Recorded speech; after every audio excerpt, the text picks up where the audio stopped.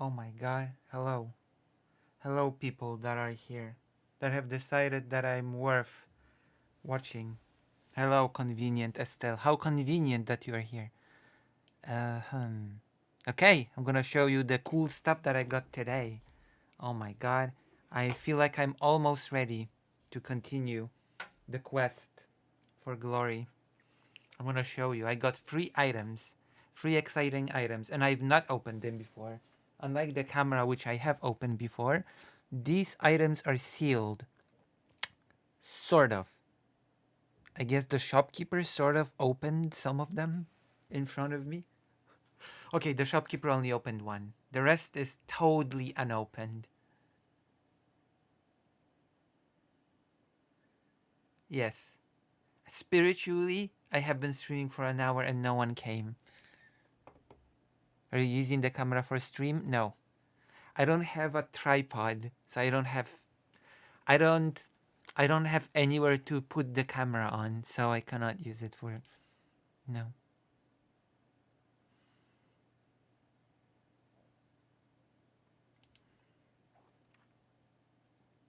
Black Friday came early this year. Did it? I guess one of the items had a discount. Okay, I'm gonna grab something. I'm gonna be back, and in the meantime, invite all of your friends and family. I'm not even gonna mute the mic.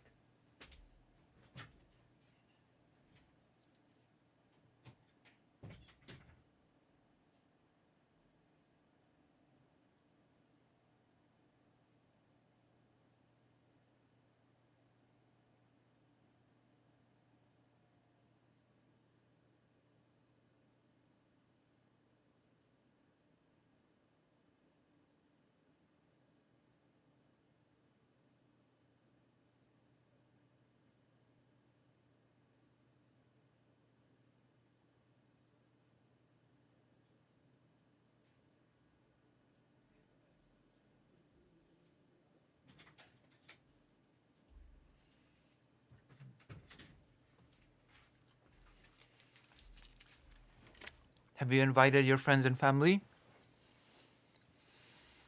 Oh, hello. That's nice. Do you have that in Poland? Yes, of course. Whatever the US does, Poland apes. Naturally, of course. The US does Halloween. Of course, Poland has adopted the Halloween.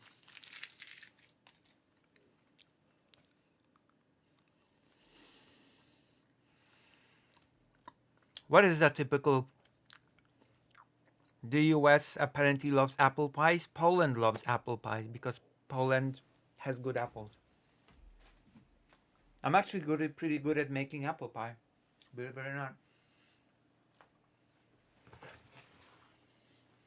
I used to be asked all the time, what is in that apple pie of yours? Drugs?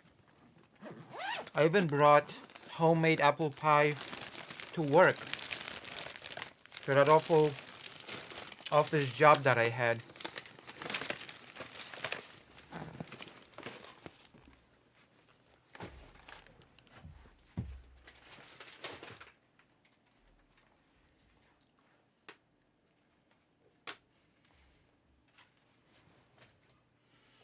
I'll be right back again. I'll set up dinner.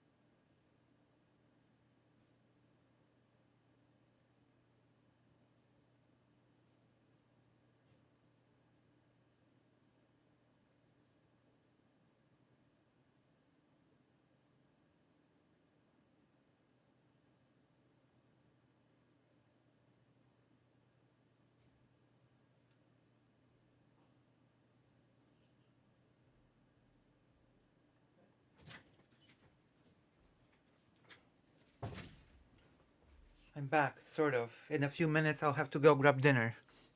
So, yes. Oh my gosh. It's gonna be a local college. Really, only one option. You made it sound like you. Every time I eat rice, I think of maggots. Honestly, don't know how I can enjoy rice, but somehow I'm capable. You mean maggot eggs or literal maggots?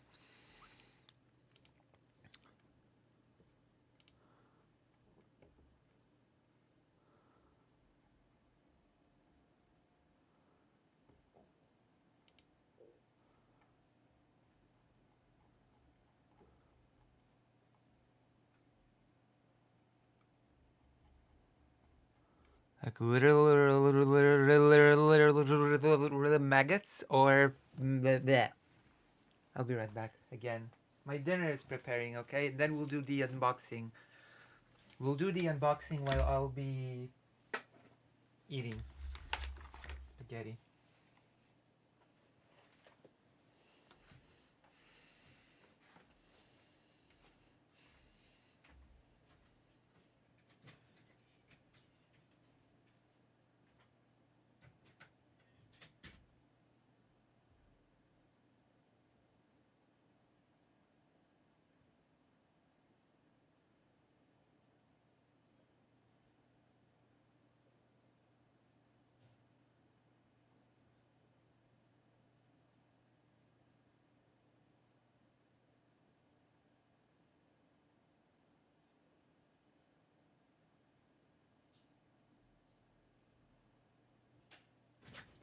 Okay.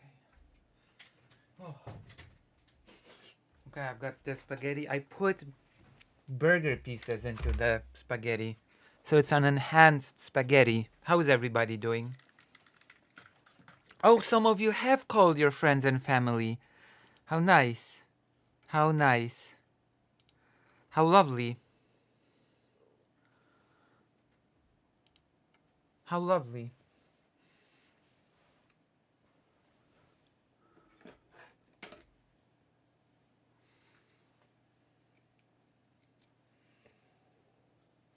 I'm gonna eat the spaghetti now.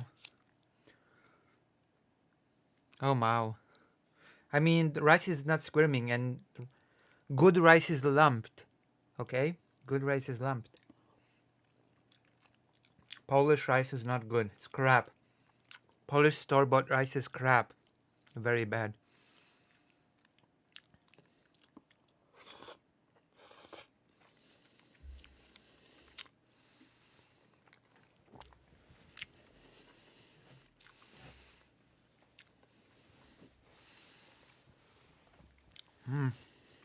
Apfel. Favorite type of rice? Jasmine rice that is long grain.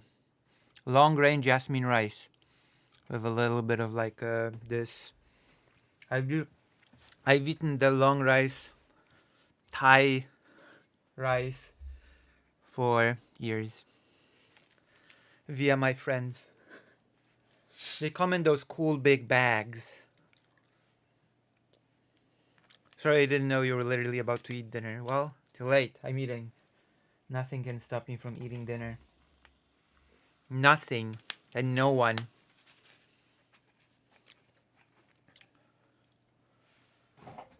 Oh, jasmine rice from Thailand. That's the... Not even maggots? Of course not. Maggots are protein. If you did not know. Real maggots are real protein.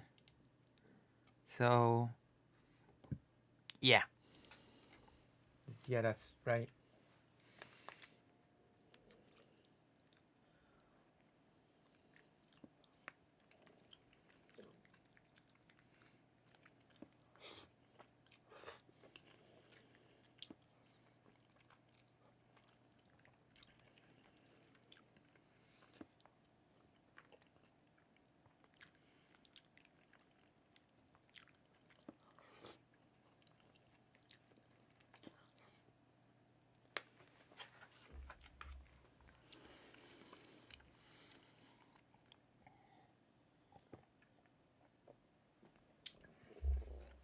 Alright.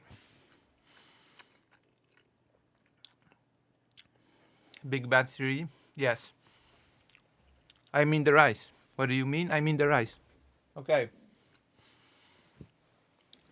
Let's do the real honest to God unpacking. I'm not even checking what's in which bag.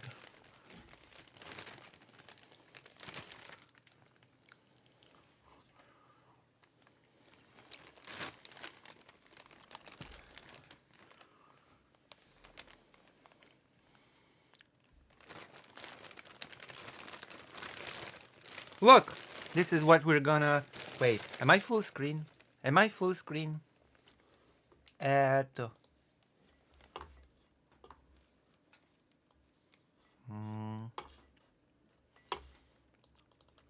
Look at this. It's like a thing for noise. If you say it's crap, then just keep in mind, okay? Keep perspective. If you claim that this is crap, then I'm just gonna say, fake Alec Cal Parker recommended this to me, okay? Blame him. Blame him. None of this is my fault.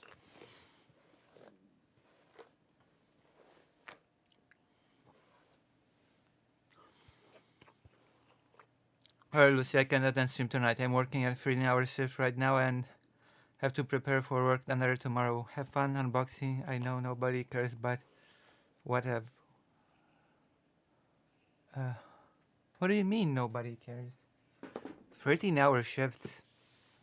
I used to do long shifts as well in that horrible job that I used to have. But you know, I used to do long shifts in that horrible job that I used to have. Those were the times. I really, man. Oh, I'm gonna do this thing before unpacking. I actually left them a fridge, believe it or not. I left the people from my workspace a fridge. It was a mini fridge, but I still left them a fridge.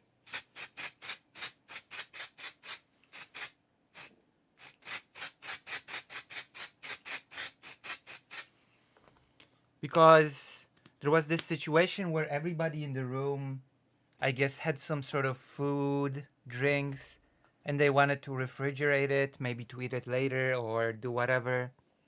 And so I brought in my own mini fridge to the workstation room thing where a lot of my coworkers dwelled. And they sort of used it. And when I quit / left the job, I did not collect the fridge. I just left it there for them to keep using.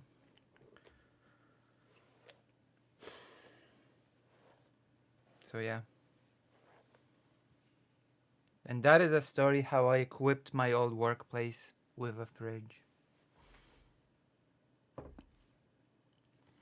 I left a piece of myself in that building. In a way. Sort of. Kind of. A bit. No, I don't think so.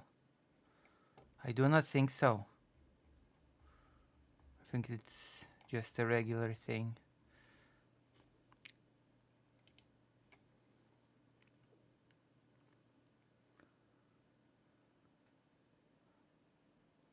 Alright, let's open this thing. How do I open this?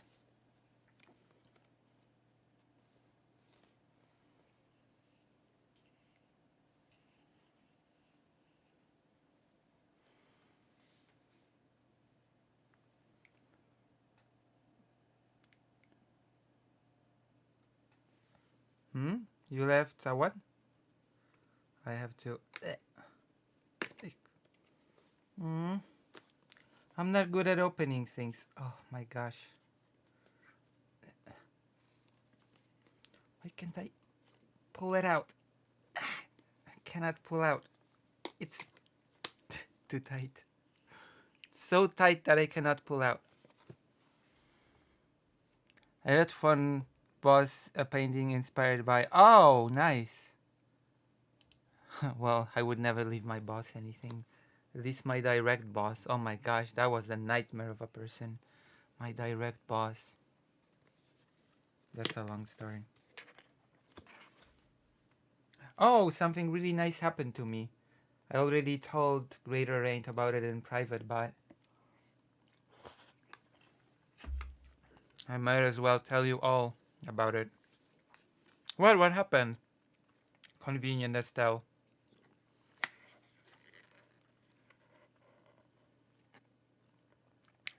Is this the same job where your boss was like, why aren't you panicking? Yes, that was the same. That was the same job. Yes. That was the why aren't you panicking? And that was the nightmare boss. The nightmare. Hello, fake Alec Kyle Parker. I'm unpacking the thing that you've recommended to me. I'm unpacking the recommendation thing. Mm-hmm.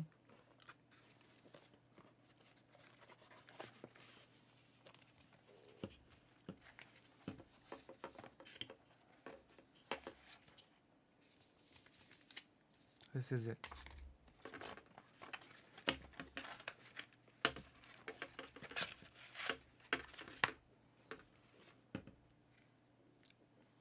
This looks like a bit of like a. I thought this would be bigger. I thought this thing would be bigger. It looks like a taser.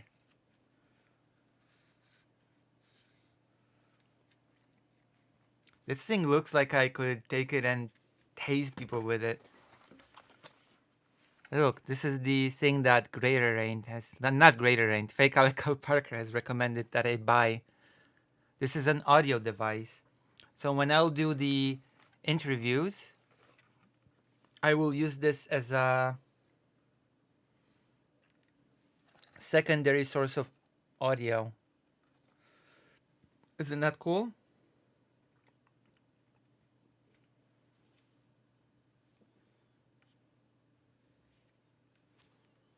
And then I'm gonna take this tool. It has a mini jack. So I will take my lapel microphone, the one that you attach, and I'm gonna maybe use it with this.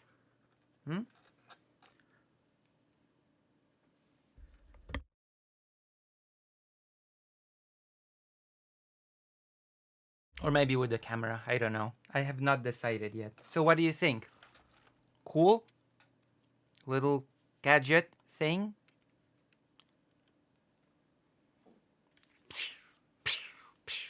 Like a taser. It's quite small.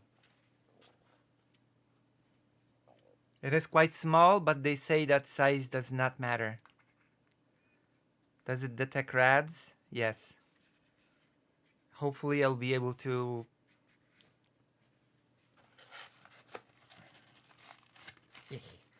use it to get that artifact that I cannot.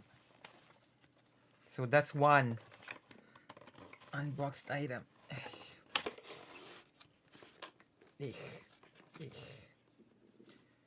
Ooh. Have I boxed it correctly? If I've managed to unbox it, I should be able to box it again, right? I think I've boxed it correctly. Okay. Oh, no, this was, I think, like this. So that's one item. Over the second item. This was actually very cheap, which surprised me. Dual omnidirectional lavalier mic.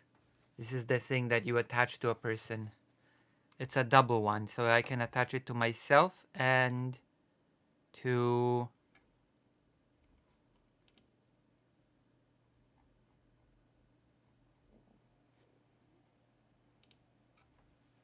someone else. To me and to someone else.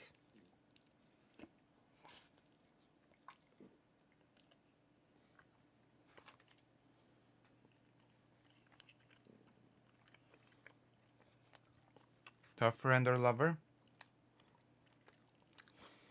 Why? Why? Why to a friend or lover?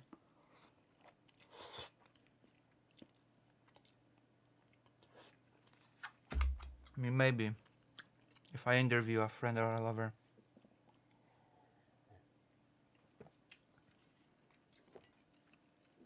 then maybe I will attach this to them. I remember when I get a friend or a lover, I mean, I do have friends.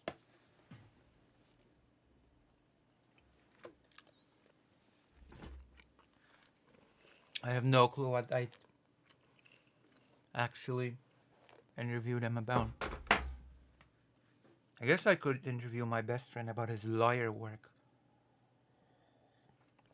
He told me about a lot of wacky cases when we met recently.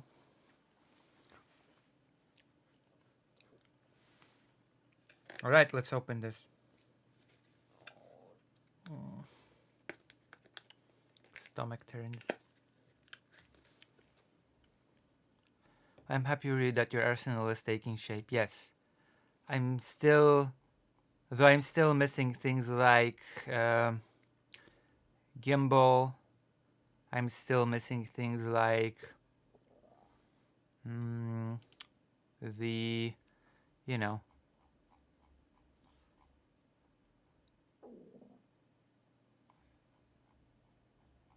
tripod. I'm missing extra batteries. I'm missing power bank maybe. I'm missing a cable that I could sort of use to permanently socket the camera to a wall. But yeah, apart from all these things, it's all good. My hair is so dirty for some reason. Even more than usual.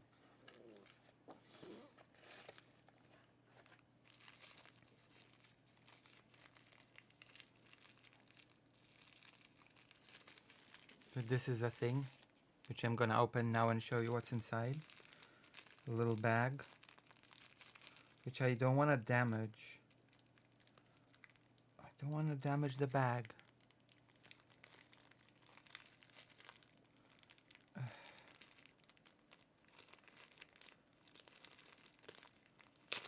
Oh. So those are those little fluffy things that you put on top of a microphone.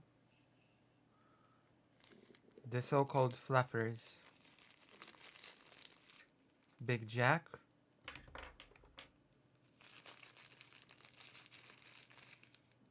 Oh!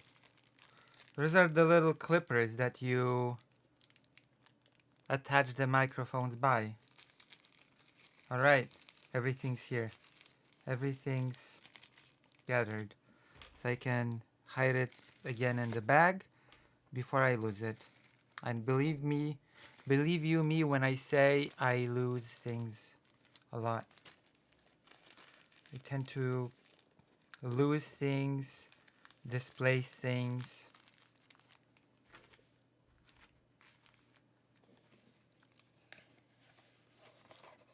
Oh, that's cool. There's a special bag for these microphones. So I take these. These are the microphones. And I attach them to people and to myself. Isn't that cool? And they have a special bag.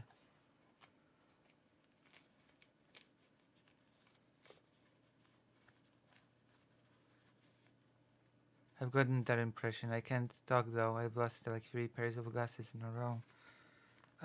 It's just like I always thought about different things, and I know that if I think about 1 thing, 2 things, 3 things, 4 things, then I will definitely forget the 5th thing.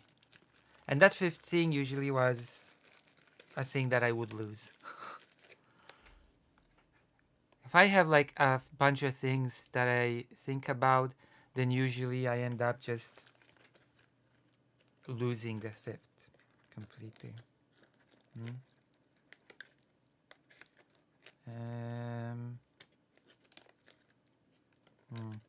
How do I do this correctly?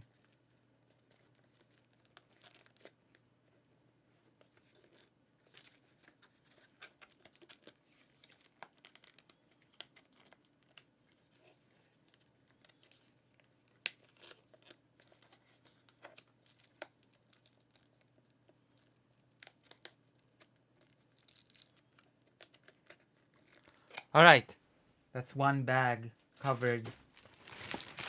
Oh, 2 items out of 3. Hold on. I'm putting this. And now we're checking this. Another recommendation by Mr. Fake Alec Cal Parker. Another one. Another recommendation.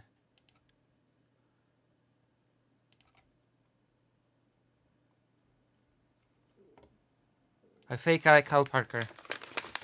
So we're gonna open it now. I bought it at a photography store. Oh yeah. At every store I wanted to buy an etui. Sort of like a thing for SD cards. But in every single store they were like, no, we don't have that. We don't have. In one store, a guy was like, oh yeah, maybe we have them. I'll check. And then he'd be like, no, we don't. We don't have any storage things for SD cards. Sorry. Sorry, no sorry. Sorry, no sorry. Apologies, but no. But no apologies. I'm here. You are here? Well then, let's see. This is what you recommended. This is the microphone that you recommended. See? I bought it. I bought the thing that you recommended.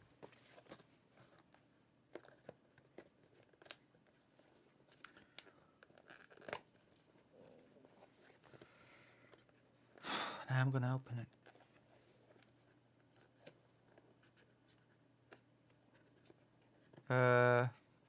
Apparently not. Nobody wants to get cases for their SD cards. Apparently, like that's some weird deficit thing. How do I? Don't I have a knife? Don't I have a knife? Like I could use a knife.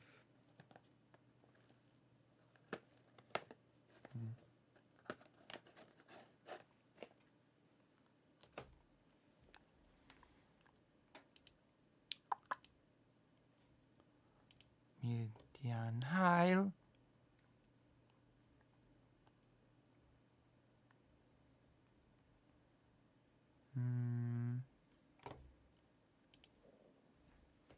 Based. Wait, what is based? Hold on, what is based? I don't get it. What did I do now? What the heck did I do now? Okay. Oh, it's already with the thing on. So that is the mic.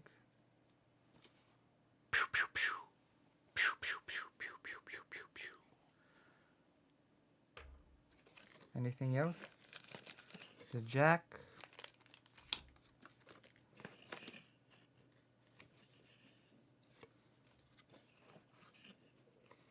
Another jack. Oh! Look, Fake Alec Cal Parker. Here is the fur thing. You said it didn't, but it does. Does come with the fur thing attached. I mean, added.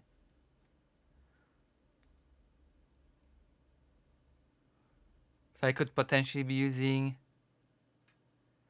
the fur thing. And was in a discount as well.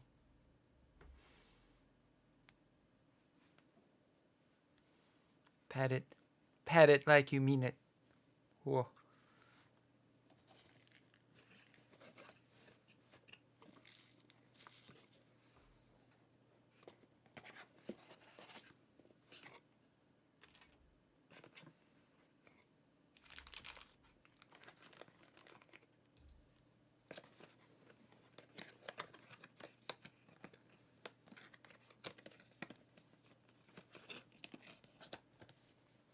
Ta-da! So what do you think? Wait, The receipt is in the bag. So I guess now I have to just put it all together and try it out. I have to charge the camera thing. I have to charge the camera thing and then we can try it out. I can film a test film and then I can show it off. And show it off on, on you know what. Right?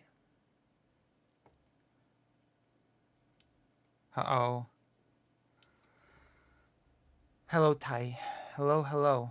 I saw you on the President Sunday Discord. Hello.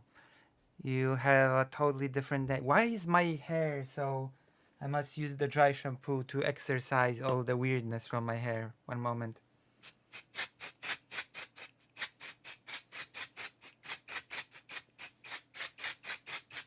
This is almost like washing hair.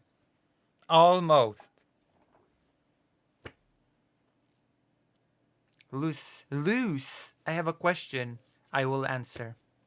I will answer all of your questions without fail, without delay, without neglect. Lucy's burying it all on camera. Wait, burying with what? What? It's my old artist name on Discord. So we. What am I burying all on camera? What? I have no clue what you mean. There is dry shampoo. Yeah, I just used it. I just sprayed it on my hair. I did just use it.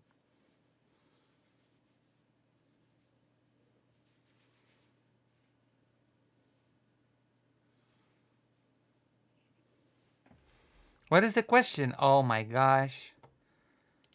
I'm gonna wait forever for the question, won't I? I'm gonna be waiting till the end of the world. Universe.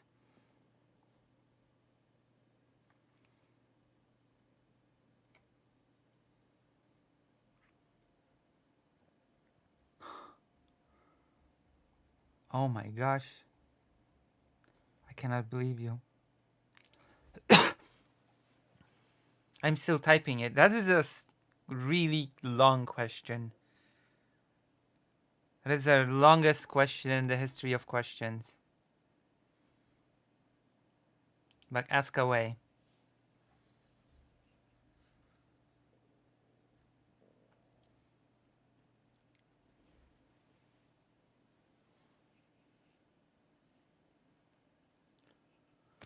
What do you think would happen if a Titan... Oh gosh. What do you think would happen if a Titan shifter was successfully infused with Energon? How would it affect the paths? Because if you inject a Cybertronian with Dark Energon, their spark is forever severed from the well of sparks. And their god Primus and Energon is said to be emanation of Primus. Would it disconnect an Eldian from the paths and link it to the well of sparks? Well, the people from Attack on Titan are not robots, right? I don't know. Maybe?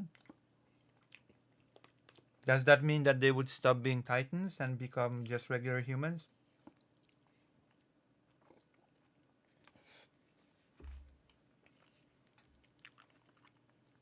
Megatron.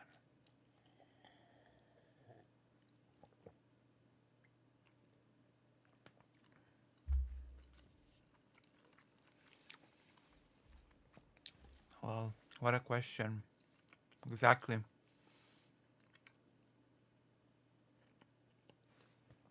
Sort of feels like they just become regular humans at that point. If they be severed from the paths, would they become Transformers?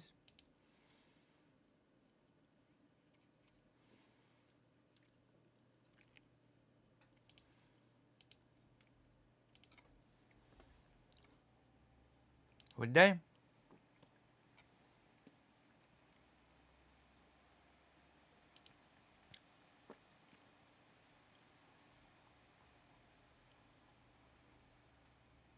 Or no?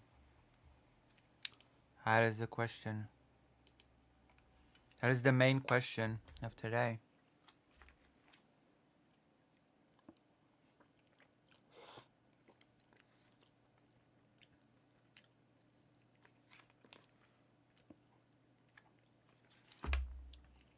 Maybe I should talk about it today a bit, but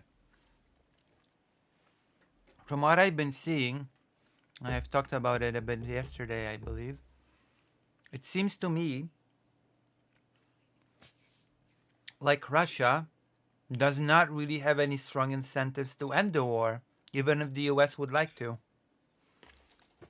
Because, as I've said yesterday, Russia's economy is screwed whether or not it continues the war. But on the other hand, there's a pretty strong pro war lobby in Russia, which consists of the oligarchs that made a lot of money by bypassing the sanctions and making business by doing so. And there's a lot of regular people that are pro war because when soldiers died, they got pretty generous one time payments to their families. And that process actually caused the income inequality in Russia to even out, which is a very strangely sad example of income inequality being evened out and that not being a cause for celebration, very strangely. So,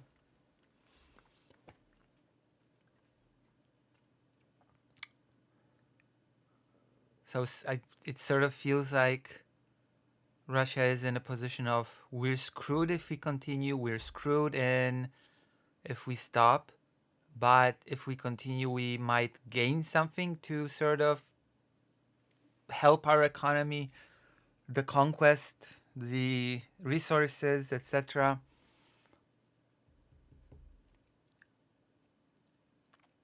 But then again, if Trump suddenly decides to drop all the sanctions and to force Ukraine to give up territory, then who knows? Maybe that'll be a totally different consideration.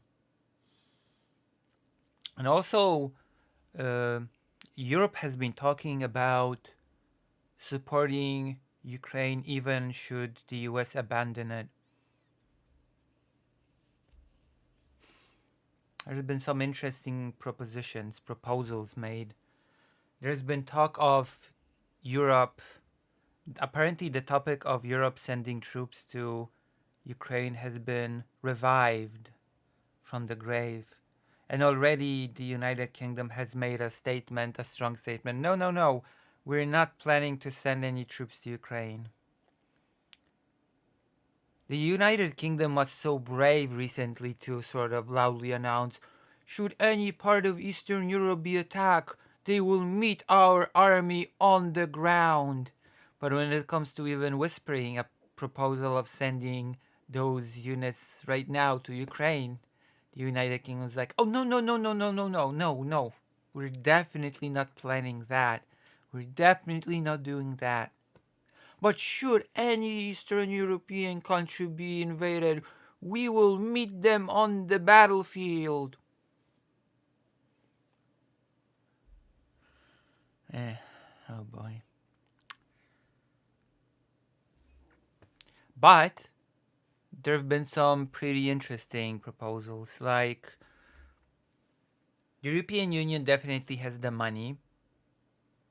The problem is the industry, the military armaments industry. And one of the proposals that I've heard floated around is that if the United States decide to abandon Ukraine, not give aid and sort of, I guess, throw it under the bus, sanctions are a completely different topic. But I thought for a second that maybe Europe could just get South Korea's cooperation when it comes to the production of weapons, when it comes to getting weapons to give to um, Ukraine. But someone pointed out to me that the US could very well block those efforts directly by putting pressure on South Korea not to do it. So that, I guess, is a thing that is out of the question. But the thing that has been floated around, and I've seen a few texts written on it in the recent days, is the idea that the European Union could take all the money that it has, all that money, and pump it into Ukrainian production, weapon manufacturing directly, to build those plants in Ukraine, to bring the specialists to Ukraine, to bring in foreign capital to Ukraine, uh, manufacturing business to Ukraine, and build up their weapons production base to sort of pump, pump it up, and to support Ukraine in that way, which apparently Ukraine's weapons manufacturing is actually developing at a pretty good pace, all things considered. So there's this idea, if the United States cannot, well, will not continue supporting Ukraine, then we will just have to build up Ukraine's weapons manufacturing capacity with our vast wealth. Whether or not that sort of thing would actually work and bring tangible results would have to be seen, but it's certainly an idea that has been floated around in as a measure against Ukraine being abandoned. Any thoughts on this from my illustrious chat? Any thoughts? Any thing? Any? Okay, now my hair still feels dirty and my throat feels scratchy. So I think I might have overestimated the power of the dry shampoo. I'm spent. Why are you spent? You should not be spent. You should be eager beaver. Oh my god, I've done so much walking today. You wouldn't believe. It feels like I've walked half the city on foot today just to get to this little remote store that sold some of the equipment that I needed to get. Why should I be an eager beaver? Because being an eager beaver is better than being a wacky placky or something. Because I didn't want to order any of the stuff that I wanted to buy. I wanted to just go, pick it up, pay for it, go home. Which meant that I had to go to some remote places to gather some of the stuff. And since there's no proper connection to some of them, I went on foot long distance. And wacky placky sounds like pancakes that get you high. Huh? Maybe to some that sounds like a good time. Maybe it would sound like a good time to some. Who knows? Who knows? Maybe that is a sign of good things. I wanted to also buy a gimbal, but that's the ones that I've been offered were far beyond my current budget. A gimbal would cost me a big portion of the cost that I spent for the camera itself. I think, yeah, I've done quite a lot of case steps today myself. It was an eventful walk. It was certainly an eventful walk. Okay, now my throat is really itchy. Itchy and scratchy.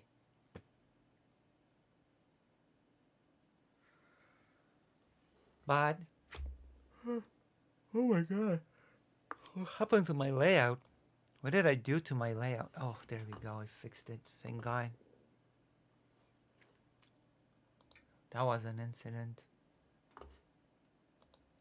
If there ever was one. What do we have here? If my throat dies in the middle of stream, then it's gonna be a... Oh! Apparently a rare 150-year-old coin from Japan was found in Poland on the beach. And everybody was baffled. Why is this 150-year-old Japanese coin here?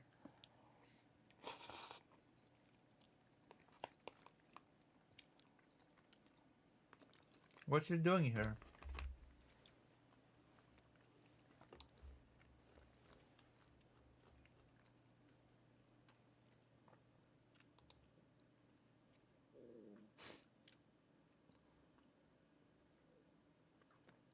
Oh! Actual good news for once. I've actually got some good news for once for Poland and Ukraine. This is good news when it comes to Polish-Ukrainian relations. And the news is, oh my gosh, Ukraine has signaled that it has absolutely no problem with the Polish side doing exhumations when it comes to the whole Volyn massacre. The Ukrainian government has signaled, no problem, we're gonna work on it, we're gonna do it, we're gonna get it done, which is, I will admit, pretty good news, all things considered. That is a move that could considerably, once again, improve Polish-Ukrainian relations, which is a thing that should be very good. As empty as that sounds, those relations should be very good because Poland is a pretty important hub when it comes to bringing weapons to Ukraine, and I don't know, it's pretty important to have a friendly ally on your western side when on the eastern side you're being genocidally invaded by a wannabe empire, you know? Hopes of improving ties as Ukraine clears path to exhuming Poles killed in World War II. That was a pretty big deal. At least Polish people made a pretty big deal out of it. There were pretty tense moments recently when it comes to this topic. Some Polish politicians basically said, if this is not dealt with, then we're basically gonna block the pathway of Ukraine to the European Union because we will not accept this not being.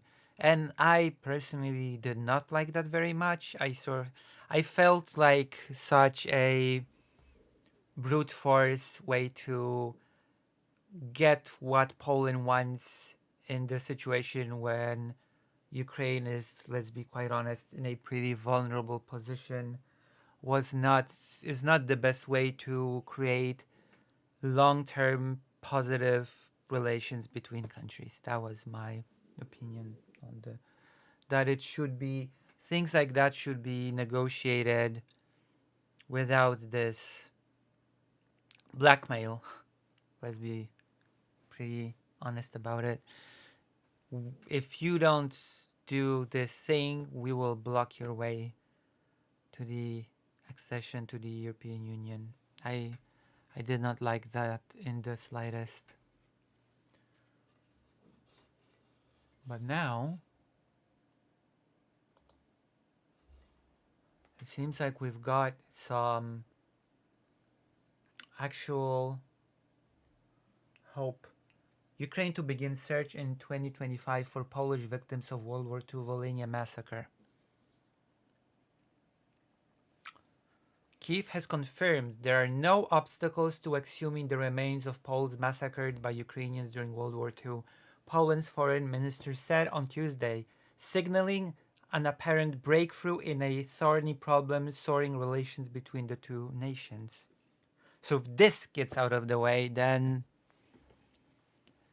technically speaking, the Polish-Ukrainian relations should become peachy once more. It should become just a clear path to everything being great. It should be a rose petaled. Oh, we'll see. We'll see. We'll see what will happen. I have, as much as I'm pessimistic about a lot of things, I'm actually a bit positive. I'm having a bit of optimism about this particular thing.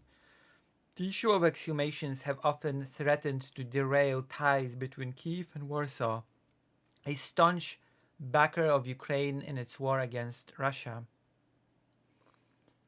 Of course, I think that the war is not exactly the best time to sort out this particular thing, but what do I know? It's being sorted, so I guess the problem has been solved, but I still think that wartime is not exactly the time to do it. Polish Foreign Minister Radosław Sikorski announced what appears to be a turning point after meeting his Ukrainian counterpart Andriy Sybiha in Warsaw on Tuesday. There you go. What a happy expression this guy sports. What a happy expression Mr. Radosław Sikorski sports on this photo. Sikorski said, Ukraine confirms that there are no obstacles to the conduct of search and exhumation work on the territory of Ukraine by Polish state, institutions, and private entities in cooperation with relevant Ukrainian institutions, and declares its readiness to positively consider applications in these matters. So now the exhumations can begin. The families of the victims, because I assume there are still some living families of the victims, can get their relatives a proper burial, and the things can finally be definitely resolved, and the two countries can move forward from this, because this whole thing was getting a bit ridiculous, if you ask me, especially considering the current context of what's happening out east. Poland has long campaigned for its investigators to be given full access in Ukraine to exhume massacre victims, a series of killings by Ukrainian nationalists lasting from 1943 to 1945 in regions of modern-day Ukraine. The so-called Volhynia massacre claimed the lives of an estimated 100,000 Polish men, women, and children. While Poland views the massacre as genocide, Ukrainians have been divided on how to classify the killings, with some historians framing it as part of a broader Polish-Ukrainian conflict. Which is interesting because I had a discussion, debate, argument? No, I wouldn't say argument. Discussion. I had a talk with a Ukrainian person, and interestingly enough, I said I wasn't sure if the Volhynia massacre was a genocide, and they said you're absolutely positive that it was. So here you go.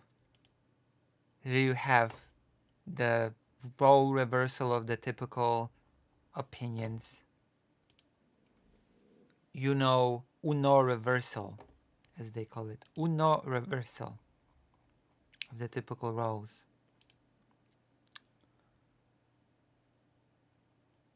Oh, we do have something to react to today, don't we? Interesting.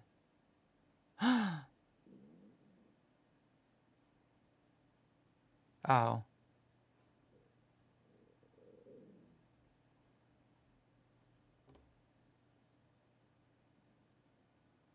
so yeah.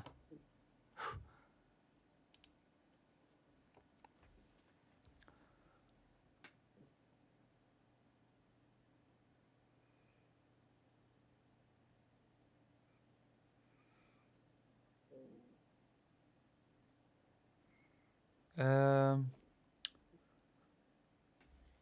you ask for chat's thoughts on the segment about investing in Ukraine's armament industry. I had a question. Do you think that some of the policy changes that Ukraine made as part of joining the EU might have made them less prepared? Mm, which which policies do you mean? Because there are a lot of policy changes that a country needs to do to join the European Union, like curbing on the corruption, like doing reform to your judicial branch.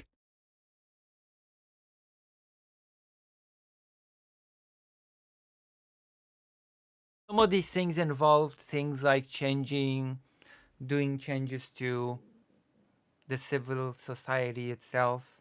I am sort of taking what Poland needed to do and sort of assuming that Ukraine needs to do similar things. I have over here somewhere documentation which lists the original documents from the era that list what Poland has to do in order to join the European Union, all the criteria, because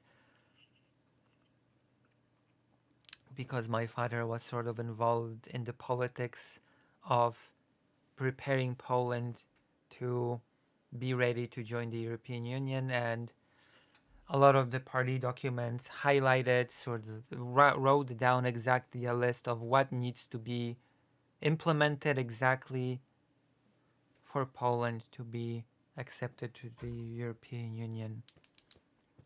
And I assume some of these will also be true for Ukraine.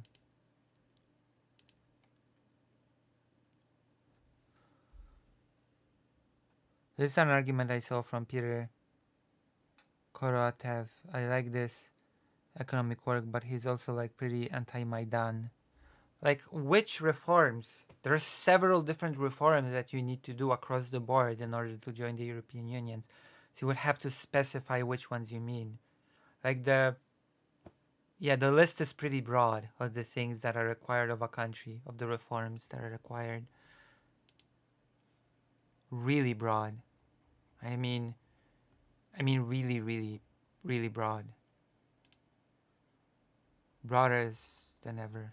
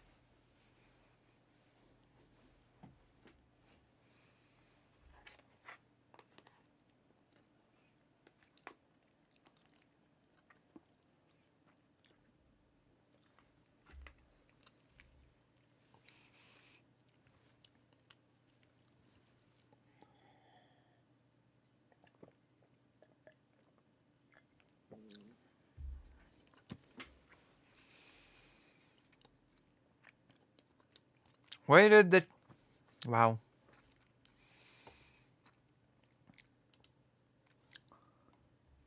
I guess. Uh, yeah. I guess. I guess the chat is just quiet. Hmm.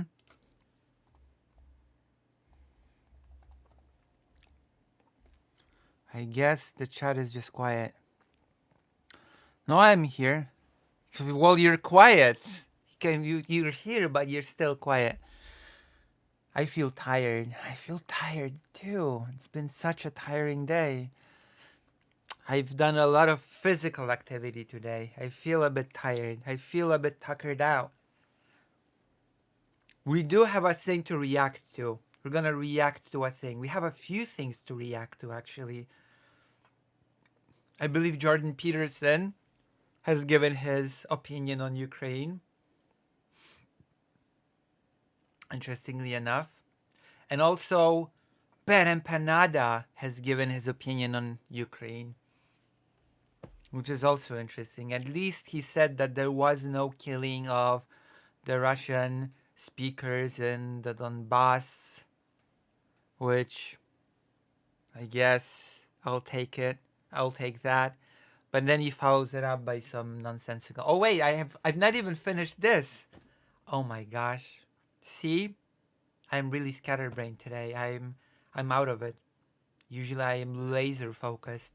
I'm laser focused on a thing and I finish it and then I move on to the next thing during stream, or I try.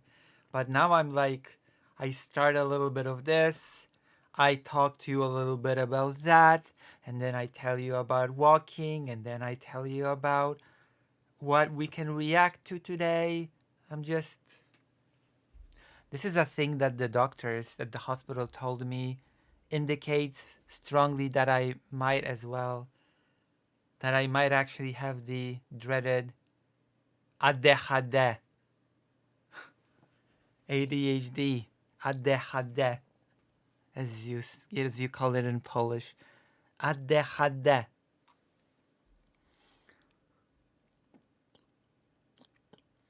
Also, was that Volhynia discussion recorded? It was a meeting between foreign ministers. So I assume it must have been recorded somewhere in some capacity. It must have been noted. It must have been. Bad empanada cray cray. We'll see. Okay, let's finish this. Let's finish here before moving on to greener pastures. Well, Volhynia massacre remembered 81 years on. Okay, so I already told you how I expressed doubt that it's a genocide, but a Ukrainian person that I talked to said that is definitely a genocide, which constituted an interesting flip. Sebiha said that the two countries were working on practical mechanisms for conducting search and exhumation work, adding, every family has the right to honor the memory of their ancestors. I mean, true. I will not, I cannot argue against that. I cannot argue against that sentiment. The Ukrainian foreign minister also expressed his deep gratitude to every Polish family for their immense support for Ukraine. Wow. I feel noticed. I feel noticed. Actually, as I've probably talked, as I've probably said before, when I boarded the bus to Poland, the person on the bus said, I would like to first of all thank you before you board the bus. I would like to thank you for all the help that Poland has been and still is doing for Ukraine. And I felt a little bit embarrassed. And I said, well, thank you. And then I went and took my seat. Sebiha added that cooperation between Warsaw and Kiev is a guarantee of security, stability, and development both for both countries and for the whole of Europe. True, I agree. I agree that Poland and Ukraine should be much tighter. I will admit that a lot of the things that have been happening between Ukraine and Poland, from my perspective, has been screwing Poland long term. That is my sincere opinion. The farmer protests and what have you, the tensions in the Polish-Ukrainian relations, not good. those things. Having a bad relation with your neighbor is something that may not be immediately felt, but it definitely will be felt in the long run when it comes to relations, when it comes to what can be gained, what can be lost. If the country will have your back in the future, there are many factors. Any peace deal must have Kiev's approval. Sikorski said that any proposed, and this is also actually excellent, because if Poland can get past the whole Volhynia massacre thing, then that means that Poland can really adamantly and strongly stand behind Ukraine when it comes to the war, when it comes to possible negotiations, when it comes to being, when it comes to its stance being, nothing happens without Ukraine. We stand behind Ukraine. Hopefully, even if the US doesn't. Hopefully. Sikorski said that any proposed solution for ending the war in Ukraine must have Kiev's approval, adding Poland will support them in this.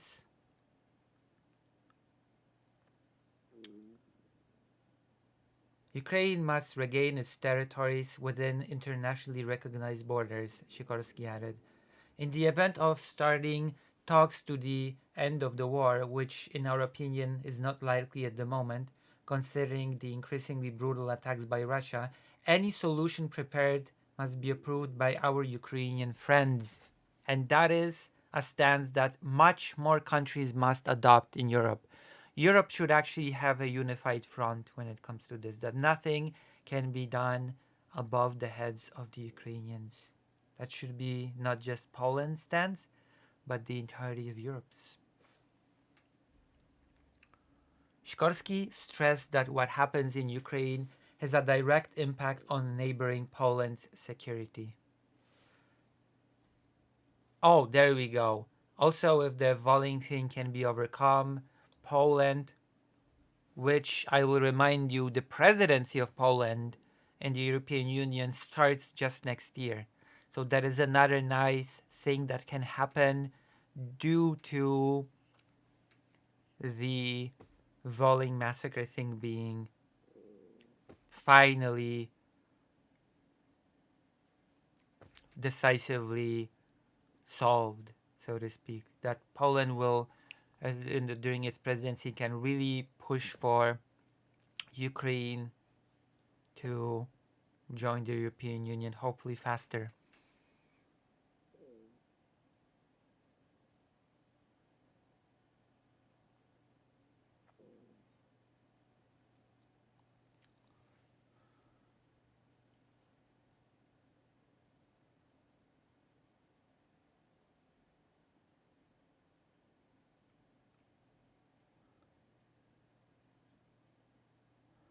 Well, Ukraine has been building factories for drones. Ukraine has been developing quite a lot of its own manufacturing during this war, during this conflict. So let's not write it off quite yet.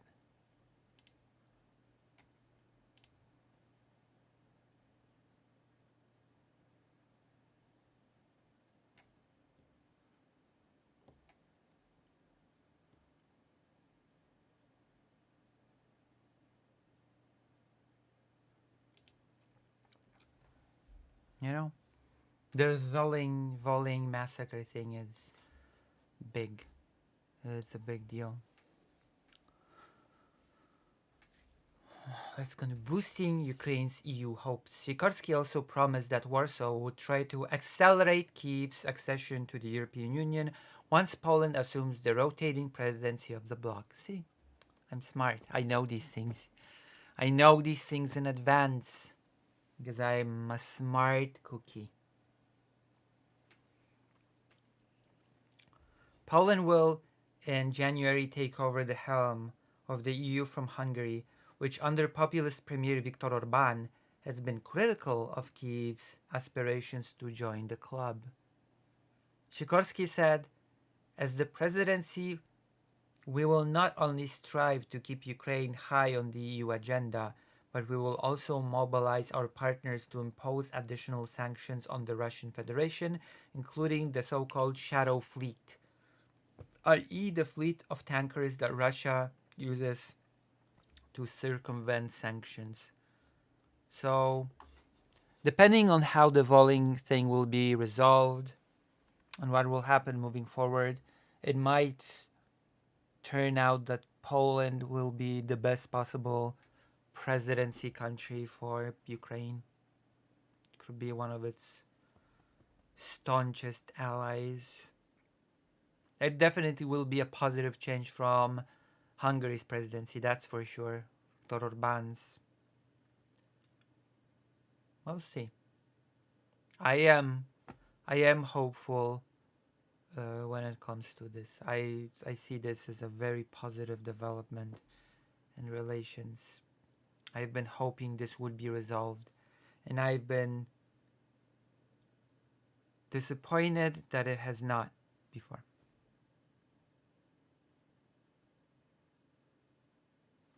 All right. Whew. Wow. I am quite tired.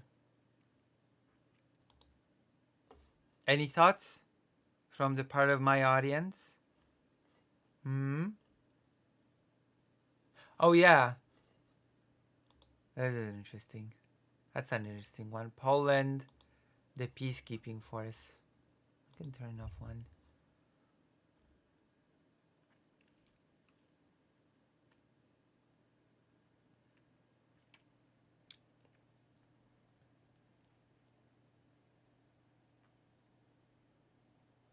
Poland is going to become a peacekeeping force between Armenia and Azerbaijan. You did not see that coming, did you? They're gonna be the mediators, says Poland. My brain is smooth. Your brain is not smooth. You're an author of fan fictions. If your brain is smooth, then how come you come up with all of these stories?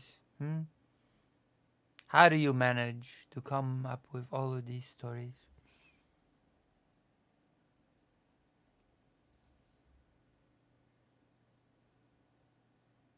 Oh yeah, something really nice happened to me today. I forgot to talk about it. Do you want to hear the story of the nice sort of thing that happened to me today? Gender related.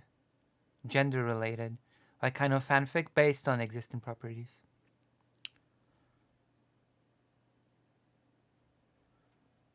Based on existing stuff. It's all based on existing stuff.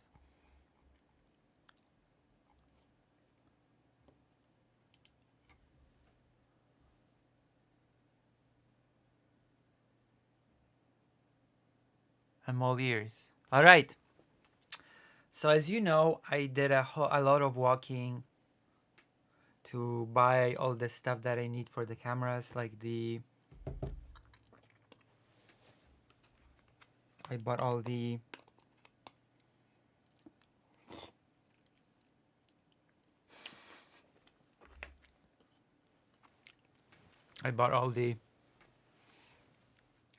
stuff. And as I was walking to the subway, an elderly woman stopped me in my tracks and then he said, "Excuse me, ma'am." And then I responded, it's like, "Can you help me, ma'am? I mean, maybe, sir?"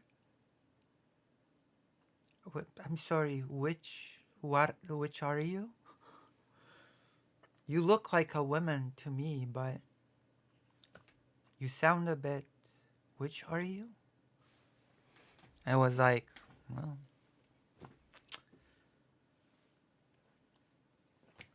And then she asked me to go to the nearby bakery and buy. Повітряної тривоги. Увага! Відбій повітряної тривоги. Oops. And so I went to the bakery next door and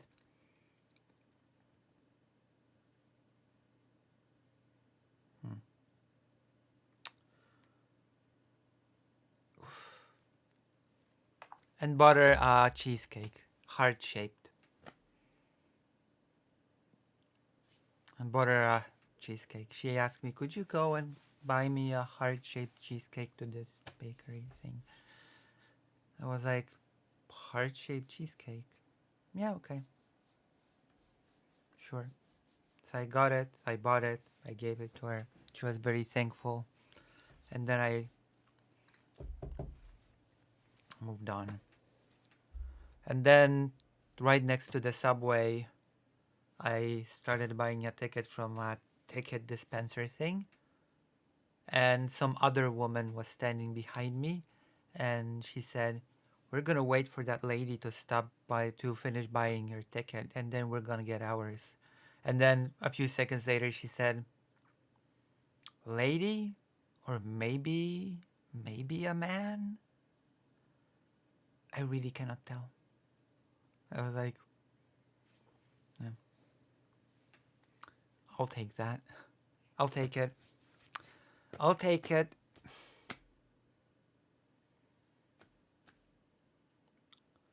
There you go.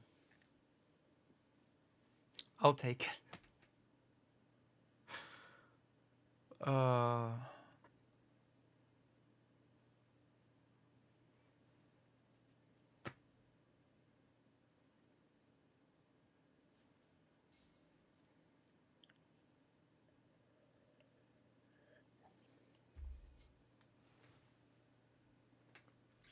so we'll finish. We'll wait for this lady to buy a buy a ticket.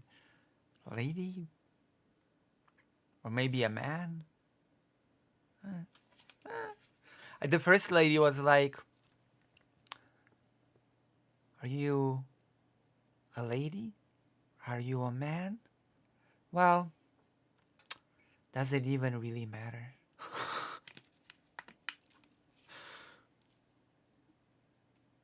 Uh, does it even really matter what you are at the end of the day? As long as you can get me that heart-shaped cheesecake. Oh, goodness.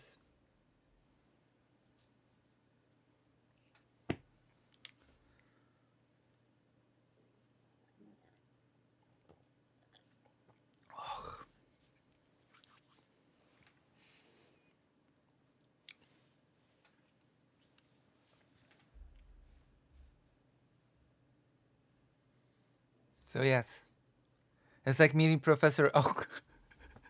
Professor Oak in your life. Are you a boy or are you a girl? Yes. I'm like a Pokemon protagonist. Maybe that was my Pokemon beginning of the game thing. Are you a boy? Are you a girl? Damn. You're right. Now that I think about it.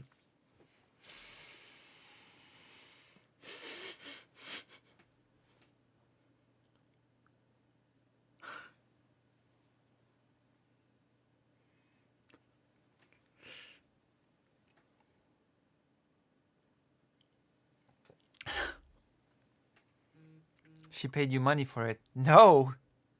No. She did not pay me money for it. That was the thing. She was trying to find a kind person that would buy it for her. She was basically begging for it. No, she did not give me money for it. No. She was standing in front of the, and "Can you please get it for me?"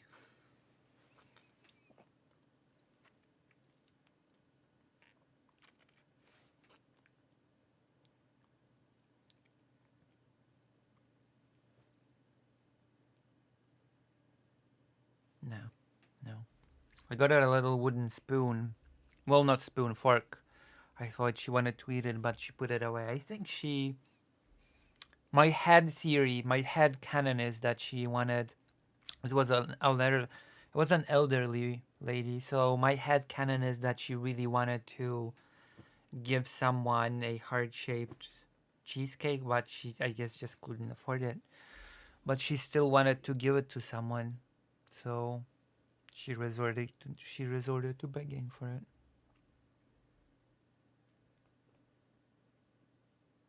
Glitch? What do you mean, glitch? So, in my head canon, she brought it to some loved person and they shared a nice cheesecake. Or at least so I hope. Alternatively, she took it somewhere and sold it to get drugs.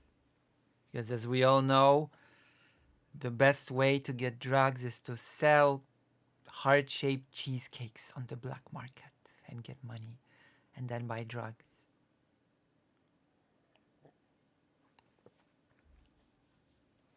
I actually assumed that it was for a grandchild or something, so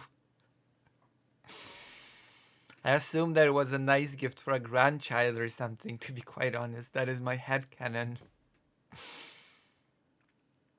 And who knows? Who knows? Maybe it was for a lover.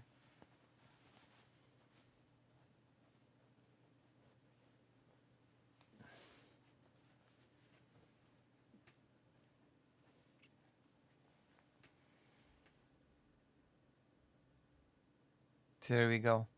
I told you the nice story of the day.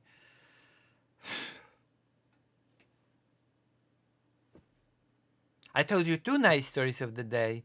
I told you the cheesecake story, the heart-shaped cheesecake, and the mini fridge story from my work, ex-work, former workplace thing. So, think, okay, that will be the cheapest, lowest shilling that I will have done in a while. But it has to be done, okay?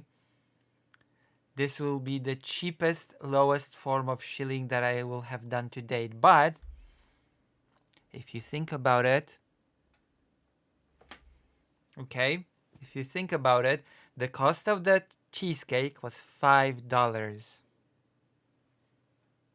So in a way, someone from the audience, by gifting $5, has bought that nice elderly lady her cheesecake. See? One of you have bought this lady the cheesecake.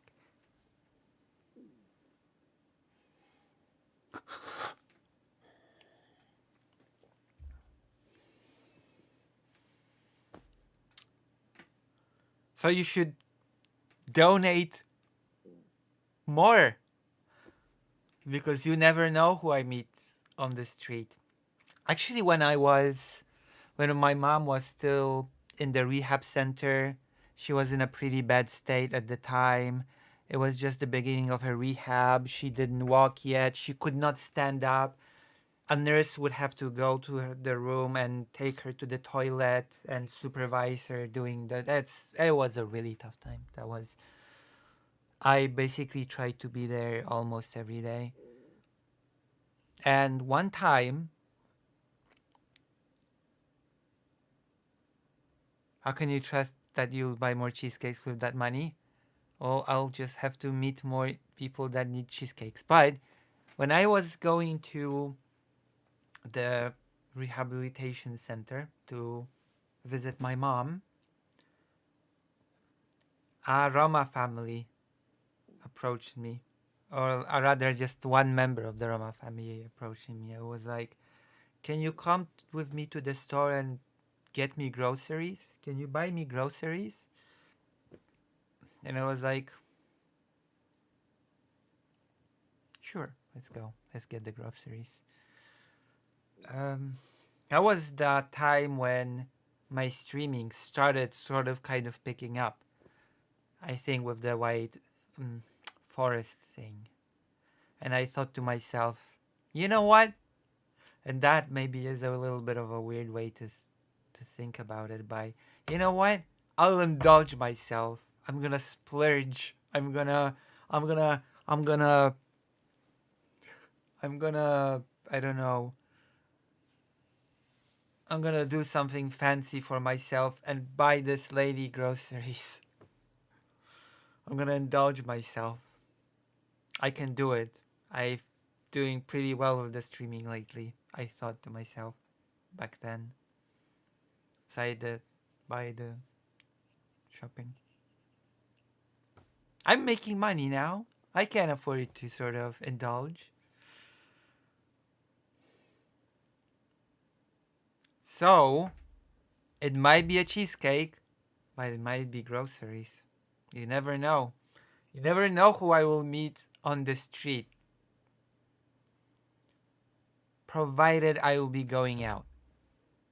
But you never know. You never know. Your $5 might go towards someone's heart shaped cheesecake or groceries.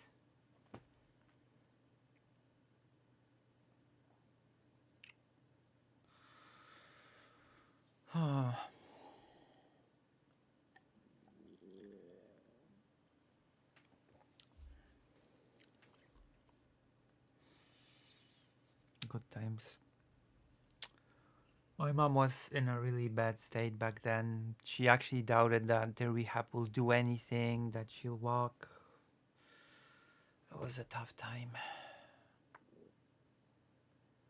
And we had to pay for it, as you may know, because the actual public healthcare rehabilitation was 6 months ahead. So she would not be getting rehab right away after the surgery. And this is where the whole 24-hour fundraiser comes in. And interestingly enough, when my mom was completely okay, the rehab center sent her a notice. Okay, now your free rehab is on.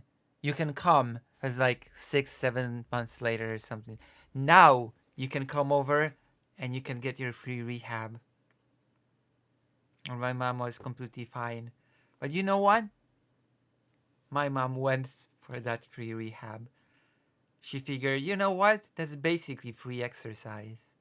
So yeah, I'm gonna go. I'm gonna take advantage of the free thing. Then she went, and then she met a lot of people. She actually made friends in that rehab center. The other time around, when she was in a far better state, she actually made quite a few friends in that rehab center. And she would meet people that were in her shoes when she started, when she was very sad, when she was very desperate, when she thought that she would not be walking. And a lot of them that were also at the beginning of the rehab, they told her, "You're walking so well, and look at me. I just cannot do it. I cannot do it. I can barely move. I can't. It's beyond me." And that is really nice that my mother would tell them, you know, where you are, that is exactly where I started. I've been where you are right now before. And where I am right now is what you can be looking forward to. I think that's nice that she told that to people. Where you are right now, that's where I've been before. And what you're looking at now, that is what you have to look forward to if you continue your rehab. And you'll be at the same place where I am right now. Because I've been where you are. And I felt like you. Oh, that's not Lucy preaching. It's my mom preaching to the people in the rehab center. Thank you for the $10 for Lucy's good deed. Thank you. Thank you very much. 2 cheesecakes. That's 2 cheesecakes, actually. $10, that's 2 cheesecakes. So, yes, 2 cheesecakes have been earned. See, we have a lot of wholesome tales to share, don't we? Yeah, we do. It's not all doom and gloom always. Sometimes there are just nice stories to share, right? Cheesecakes, rehab centers, and groceries. Groceries. All right. So, what do you think?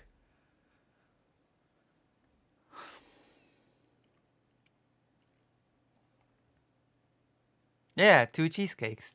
Because one cheesecake was roughly $5. I'm not lying. I would not lie to you. Oh yeah, we might as well. I want to read this because this is talking about the thing that I've been talking before about Russia's economy being an actual potential motivator for it not to want to end the war. Russia's economy. Once liberated, oh yeah, Russian forces had to get out of Kupiansk. Once liberated, Kupiansk braces for worst as Russian troops approach and future Western support looks uncertain. I believe Russia had to withdraw from Kupiansk. Honestly, go F yourself. Ukrainians react to Joe Rogan's rant on Ukraine.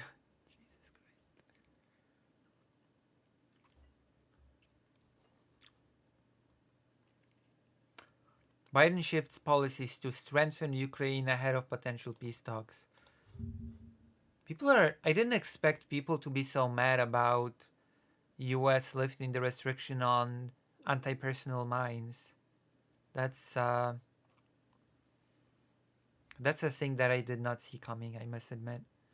But you know, pro-Russian shills will do what pro-Russian shills do.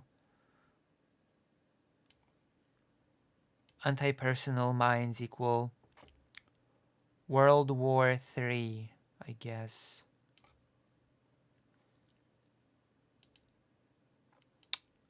World War III and beyond.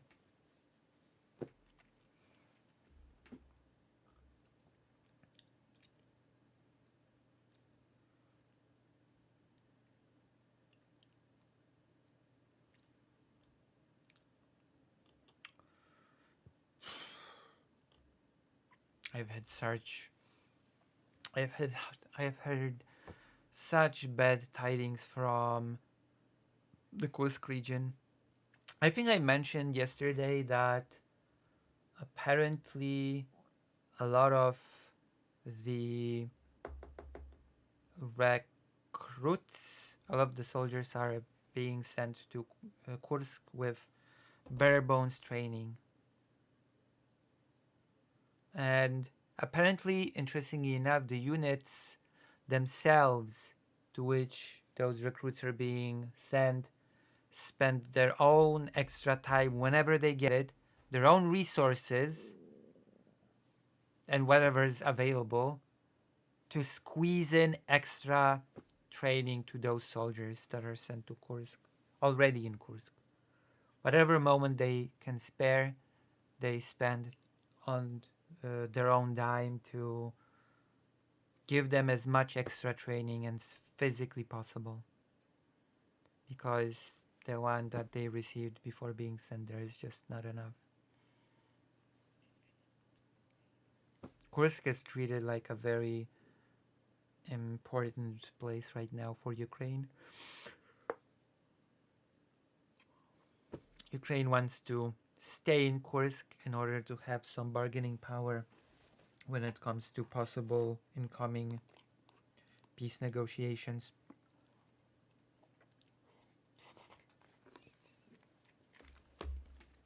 We will see. As always, we will see what happens.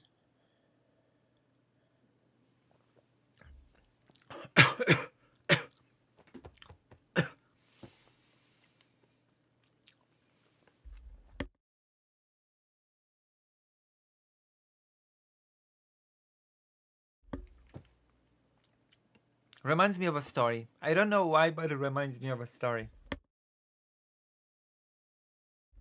When I was in Kiev recently, I've actually done a lot of walking in Kiev as well because there was a thing that there were a few things I wanted to find in the stores, but I just could not. It was very dark. I roamed the streets of Kiev late at, I don't want to say night, late evening, and suddenly, well, not suddenly, I asked people for directions. And I approached this one guy, this sort of hooligan looking guy. I approached him and I tried to do it in Ukrainian. I did it in broken Ukrainian. Excuse me. And his response, his reaction to me was like, "What? What do you want?" I said, can you direct me in the general direction of to the nearest subway?" And his demeanor, for some reason, dramatically changed when I just asked him for direction. He went from to, "Oh, well, in that case, you'll have to just have to pass through the underground, go straight ahead, and you'll find the subway." And then moments later, he took out a thing from his pocket, some sort of perfume, and he said, "This is for you. You probably have someone special in your life that could use this perfume that I'm giving you. This is for you. It's yours." And I said, "Oh, wow, thank you. Well, I gotta go." And he said, "Well, hold up, hold up. It could use, um, it could, I could use for you to give me a bit of money for it. Give me a bit of money. You get this, I get that. We're all happy." And my reaction was basically, "Yeah, here you go. Um, you can have it back. There you go. I have no money. I have no money. I genuinely have no money." And the person went from to, "Oh, well, that's okay." So in the span of, give or less, 5 minutes, he went from, "What the hell do you want? What do you want?" to, "Hey, just, I'm gonna help you out. Take this perfume and maybe give me some money." To, "Oh, well, that's a bummer. That's a bummer. I sort of expected you to give me some money. That's a shame. Oh well. Goodbye." It was a very weird encounter. But it was also very interesting for some reason. The cheerful hooligan who I have saddened in the end.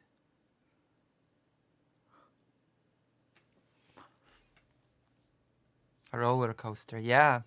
A roller coaster of emotions. For real. For real.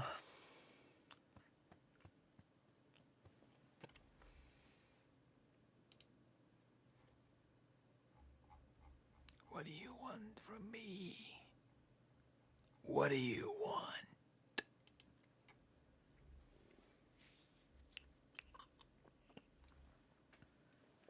Let me check. I have everything on two. Oh gosh, I have to. So much to do. Oh gigglers.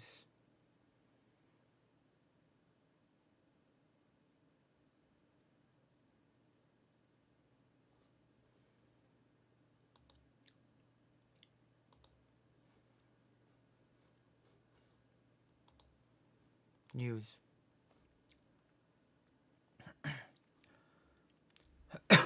Biden. Israel and Lebanon officially agreed to ceasefire. See, there's not all doom and gloom and bad news. There's some good news.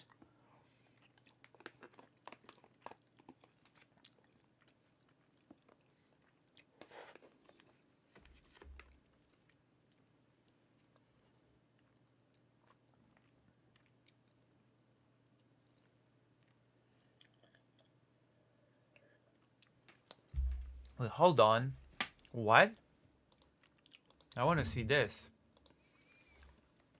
U.S. Secretary of State assures U.S. will provide Ukraine with necessary support through the year 2025.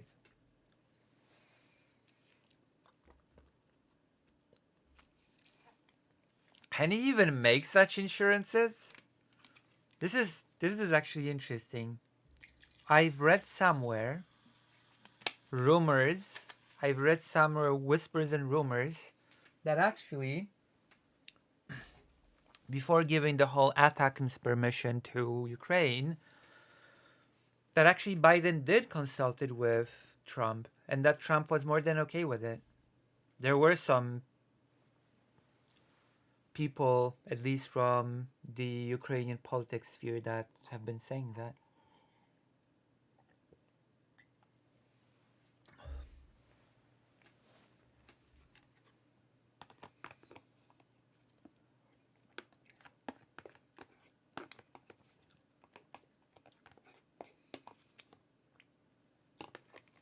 That apparently Trump's been consulted on it, and he said, yeah, that's fine.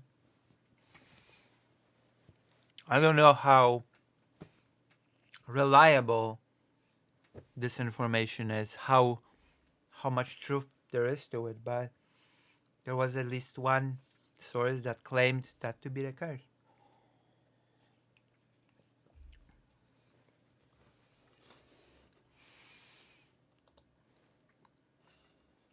U.S. Secretary of State Antony Blinken has stated.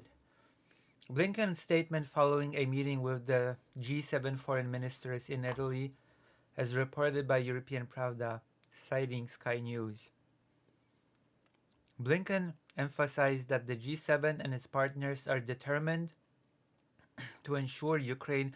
How can he make such statements because before Trump has been even inaugurated?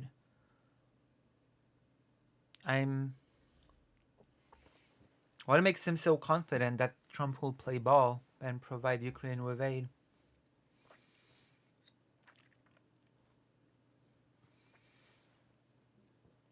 Blinken emphasized that the G7 and its partners are determined to ensure Ukraine has the financial resources, ammunition, and manpower required to effectively combat Russian aggression or negotiate peace from a position of strength.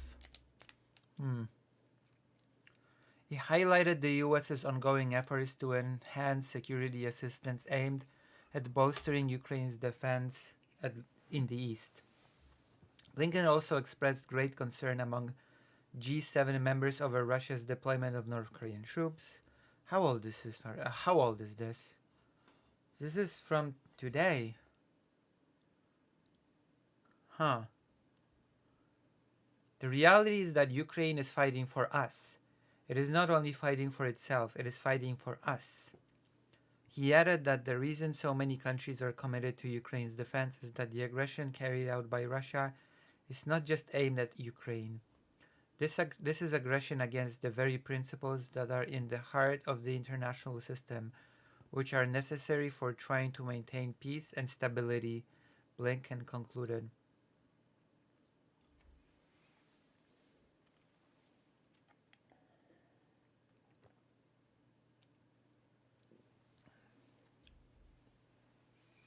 Background. During the Ukraine NATO Council meeting at the ambassadorial level on the 26th November, the parties discussed Russia's recent launch of an experimental medium-range ballistic missile at targeting Dnipro. Apparently that missile had no explosives in it, so it was a pure experimental message to the West kind of thing. Recently, John Kirby, Strategic Communications Coordinator for the U.S. National Security Council, confirmed that Ukraine has used ATACMS long-range missiles against targets on Russian territory. I have no clue how Antony Blinken can just say that U.S. will provide Ukraine with necessary support through 2025. I have no clue how he can just make that statement so confidently, considering that we really do not know what the Trump administration will do in that regard. We just don't know. So it feels far fetched for him to just be like, "Oh yeah, of course, the U.S. will continue supporting Ukraine through 2025." Oh yeah, that's a given. That's of course a given. Although there's of course Russia. Russia's a factor. How Russia will act, what Russia will want. Because as I've said before, Russian economy is such that they will get a crisis whether they continue the war or not. And there's a strong pro-war lobby in Russia. So Russia might just not even be interested in any sort of negotiation at this point. They might decide that it's better to push for more conquest.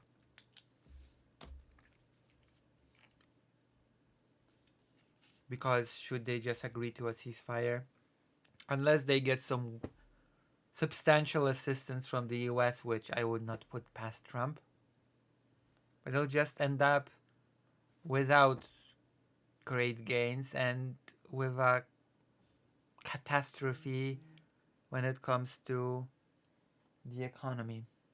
So there's that. We'll see. There are a lot of unknowns right now. What will the US do? How will Russia respond to it?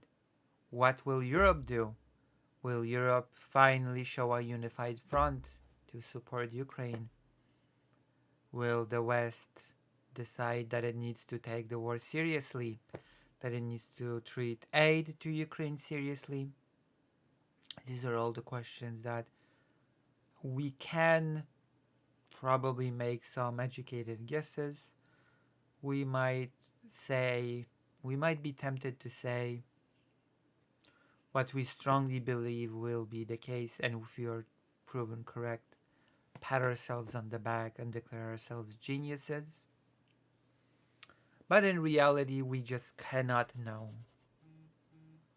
There are quite a few factors to consider when it comes to the upcoming year 2025, starting January 20th. Just so many things to consider.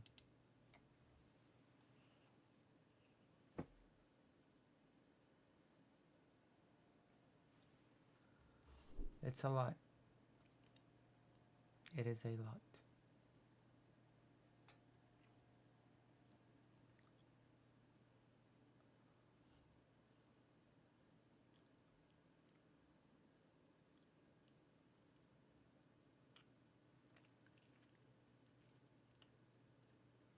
UK not sending.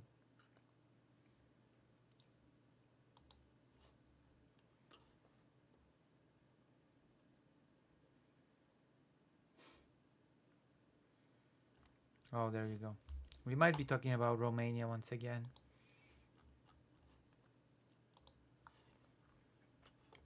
Foreign ministers from the group of 7 democracies on Tuesday expressed their support for Ukraine and condemned what they described as Russia's irresponsible and threatening nuclear rhetoric.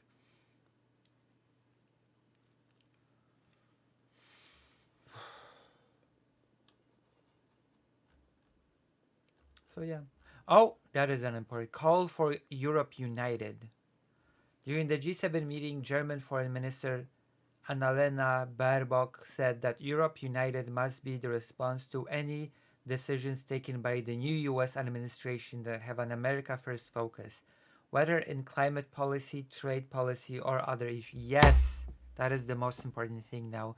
That Europe somehow, against all odds, gets its act together and becomes representing its interest as a single unit and goes, for example, to Trump and says, you know what?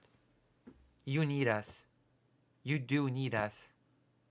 And we will play ball when it comes to the things you want, like the dealings with China, for example, if you play ball when it comes to aiding Ukraine.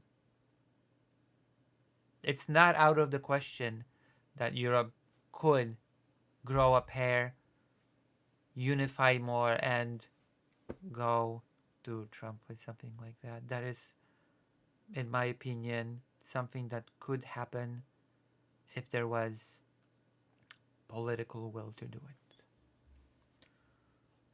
Europe's strength is above all its common internal market, Baerbock said. As Europeans, we must assume more economic responsibility, but also more security policy responsibility, she added. That is very interesting to me personally.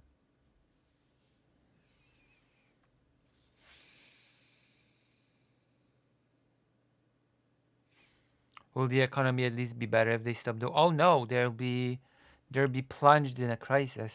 If Russia stops the war, will the economy of Russia be better? No, it will not. It will absolutely not. Actually, I have a whole article about it. I believe. Absolutely, it will absolutely not be better. Not by a long shot. Let's read. Maybe that will be the last thing that I do. I'm very tired.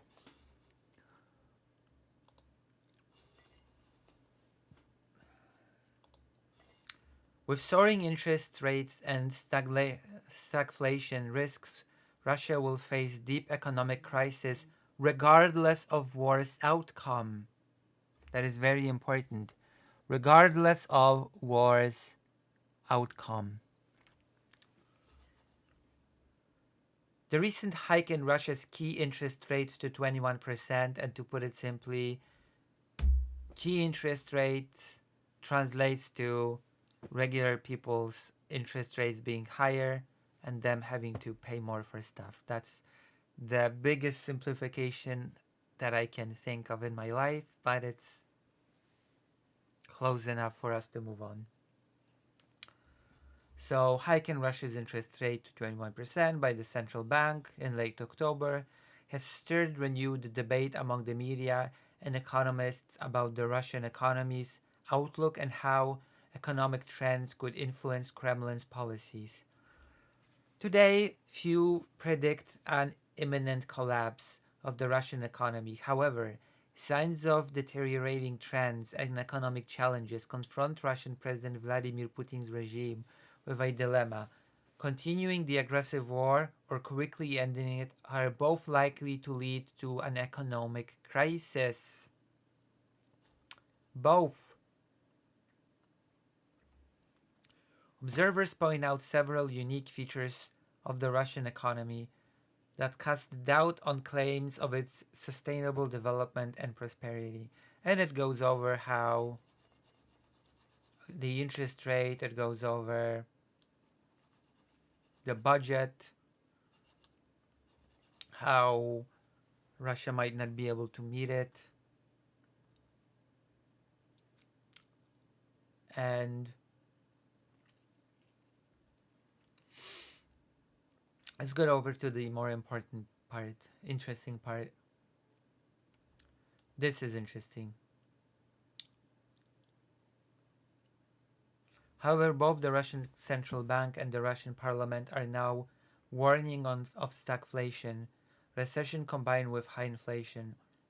Resources are dwindling, fiscal stimuli are no longer effective supply side constraints, labor shortages and lack of access to technology and modern equipment are intensifying, and production cannot keep up with demand, driving inflation. This trajectory will likely lead to a severe economic crisis. The only question is when? When? Ending the war also carries significant risks for the Russian economy. Exiting the Keynesian trap of increased budget expenditures will be painful, as a decrease in aggregate demand could worsen stagflation tendencies and trigger a major downturn and crisis. Over the course of the war, a significant war party has formed in Russia, involving both elites and ordinary citizens. Officials have gained new avenues for corrupt enrichment through sanctions, circumvention schemes, while businesses have, filed, have filled market gaps left by Western companies. Families of soldiers, or those working directly or indirectly for the military industrial complex, are earning incomes they couldn't have imagined pre war, especially when those family members at the front line die. By various estimates, direct war beneficiaries include 50 million people or more, comprising over 10% of the Russian population. Additionally, increased payouts in the contract army and military adjacent sectors, coupled with an obvious labor shortage, have driven up wages in other parts of the economy.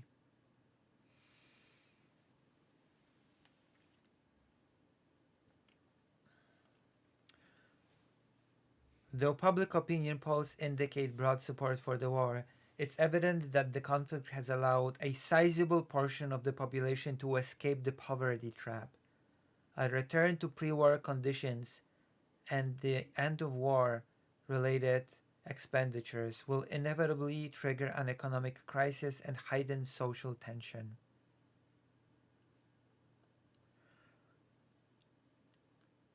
By launching the invasion of Ukraine, the Russian regime has set itself up for a dilemma in which both continuing and ending the war will almost certainly lead to an economic and possibly political crisis.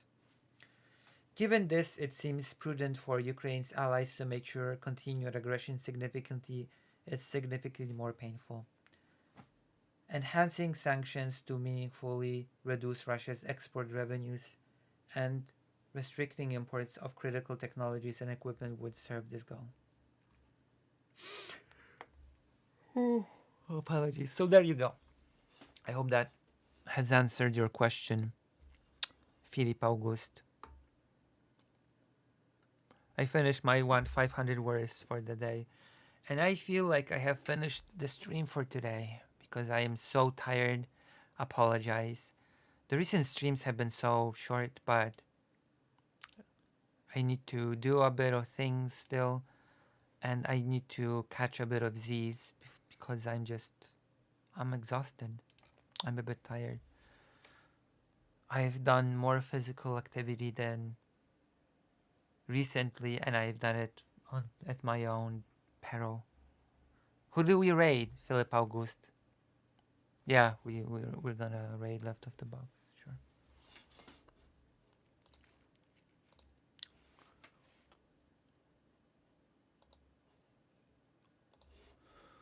Left of the box.